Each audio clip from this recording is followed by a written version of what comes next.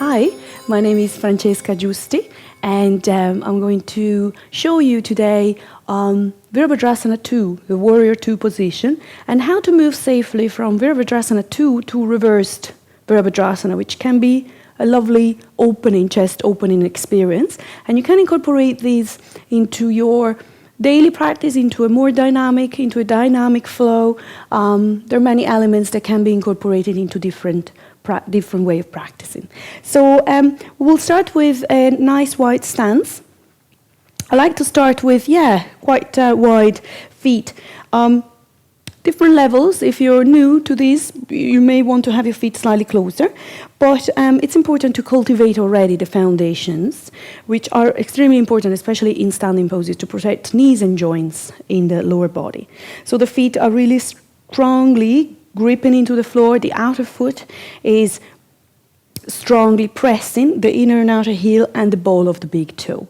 Now we'll start with the arms already. So the shoulders, there is an element of softness in the shoulders. So see that you're ready, you're not clenching. And if you're finding that your arms are getting tired throughout the practice, please have them onto the hips. That's perfectly fine at any stage. So with the arms out, we're going to start with the right foot, turn it out so the heel can press on the floor, and we move into Virabhadrasana, so we can bend the right knee. The back toes can actually turn slightly in as you do this. And as you can see, the right thigh will be parallel with the floor. Hopefully will be parallel with the floor with practice. The right knee will be in line with the ankle. And you can also add an element of strength by pressing onto the right heel strongly. So remember, you're anchoring with the back foot. So the back foot is what keeps your alignment. So Virabhadrasana 2, you can do the pose with the version where the palms face up. The tailbone drops down, and you want to add the element of the pubic bone moving in towards the sacrum. So this area gets kind of shorter, so there is no dropping of the organs forward. From this position, keeping all these elements, if you can, you want to start to drop your left arm down, the left hand down to the left leg, and gently start to raise up your right arm. You can follow the right hand with your gaze, or you can gently gaze straight ahead. Sending the tailbone down and keeping the lumbar spine open, you want to keep the chest lifting, creating a sense of opening into the collarbones as you gently slide your hand down into your left leg, opening the heart, softening the gaze. You can take a couple of breaths here.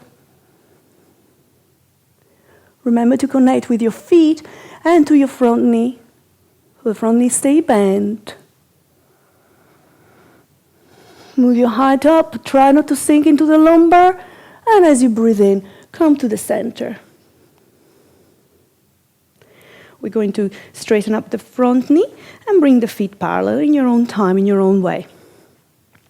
If your ankles are a bit tired, okay, you can maybe bend the knees. Changing sides. Remember to have your hands on your hips if you need to. Right toes in and left toes out. Bend your left knee into Virabhadrasana. Yeah, I like to slide my foot slightly more forward to have the correct alignment. So you can use your gaze, you can use the physical body, the physical gaze, okay, to really align your body. And as you connect with the back foot, you can start to lengthen and to send the tailbone down. At the same time, the pubic bone moves towards the navel as you stretch your left arm up. The back leg can be strong. Remember the element of lifting from the heart, keeping the collarbones nice and open.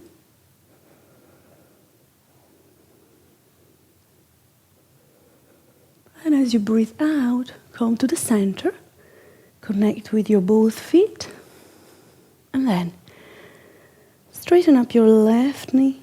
Your toes point forward. And hands on the hips again. You can either walk your feet or jump them together if you're used to jumping. And there is a beautiful element of chest opening, of course, into Virabhadrasana, but the reversed Virabhadrasana It's kind of challenging because it may feel, in case of weaknesses on the lumbar spine, you need to be a bit careful. But it's a lovely way to stretch the side ribs and to keep the chest lifting. So I hope you enjoyed this, and I hope you found it useful. Thank you very much.